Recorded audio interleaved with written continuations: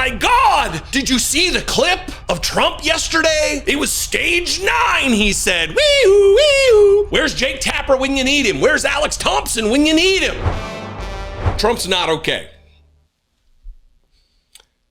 And all of this fervor right now about the cognition of Joe Biden, of his condition cognitively, he stumbled on some stairs. He blew that debate. Yeah, all that's true. He stumbled on stairs. He's an 80-year-old dude.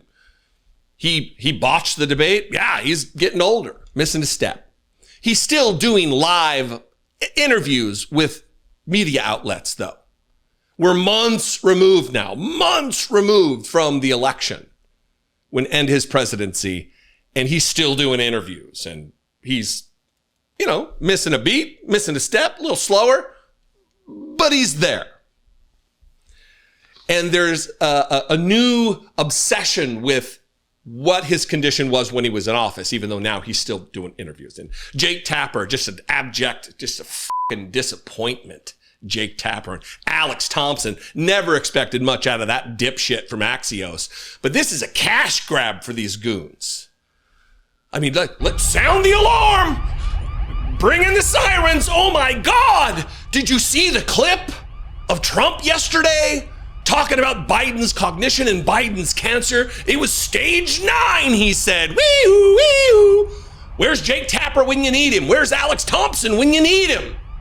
Are they now furiously typing away, writing a book about Trump? No, they're still doing interviews and hiring crisis management PR firms to do the rollout of their book because they know it's a distraction from the destruction of this country. And they're complicit in it. They're a part of it. We're just calling it like it is. Balls and strikes. Being journalists. Free and fair press. Focusing on this while the country burns to the ground. And yesterday in the Oval Office, Donald Trump talked about Biden's cancer diagnosis for like a split second and then made it all about himself while saying that Biden had stage 9 cancer. As a cancer survivor myself, I didn't have stage 3 or 4. There's only 4 stages.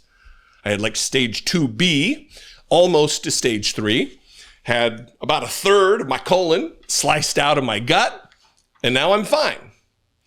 But Donald Trump is the problem here. Now, I say that about the cancer to give you some understanding that I do know what I'm talking about, having had cancer, colon cancer.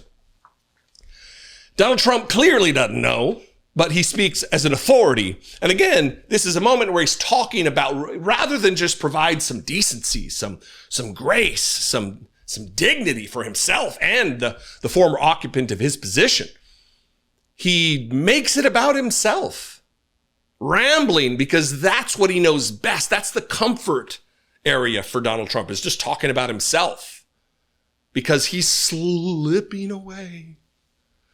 Watch this. Do you want to respond to President Biden being diagnosed with cancer? Are you going to call your predecessor? I think it's very sad, actually.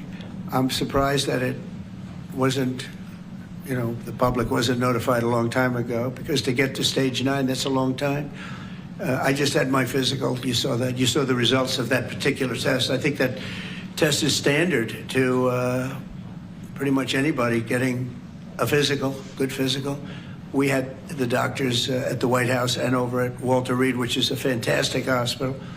I did a very complete physical, including cognitive tests. I'm proud to announce I aced it. Got them all. I got them all right. You proud of me? Yes. Your husband would be proud of me for getting them all right. It's a little risk. If I didn't get them all right, these people would be after me. It would be not a good situation.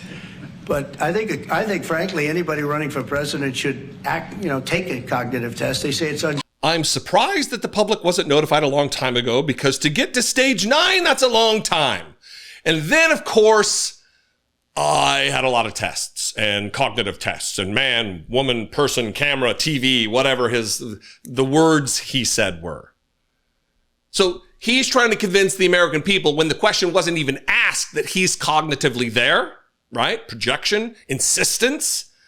And then just moments later, he's handed a box and he can't even open the box, and he hands it to somebody else to open for them. And it wasn't like some trick box. The person just took the box and goes, and opened the box and handed it back to him. He's not okay. But again, where's Jake Tapper and Alex Thompson when you need them? Watch this. Okay. So,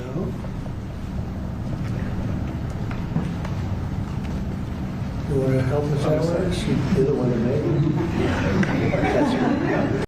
And of course, related to all of this, the cancer thing, you would ask yourself, well, what's the right wing going to do with this? What are right wing politicians, conspiracy theorists? I guess we should probably check in with the dumbest motherfucker in the Congress, Markwayne Mullin, the guy who's never been handed anything in his life except for a multi-million-dollar business that he inherited from his dad. Just a dipshit extraordinary. Of all the dumb shits in Congress, you've got Eli Crane, who's like a part-time children's magician at birthday parties from Arizona. I guess he says he was a Navy SEAL. I guess I take his word for it. And then you got Markwayne Mullin in the Senate. It is galaxy brain nonsense. And listen to Markwayne Mullin talk about Biden's cancer as though it's a conspiracy. It's interesting the time of them releasing the cancer. Did they release the cancer, Markwayne Mullin? All of these people, it's beyond parody. Watch this. It's interesting, though, the timing of them releasing the cancer, right? I said this while we were talking kind of tongue-in-cheek a while ago, but it seems like since her tapes were released, they were like, hey, wait, maybe a good time to distract the American people and talk about his cancer, because we know that cancer's been there for a while.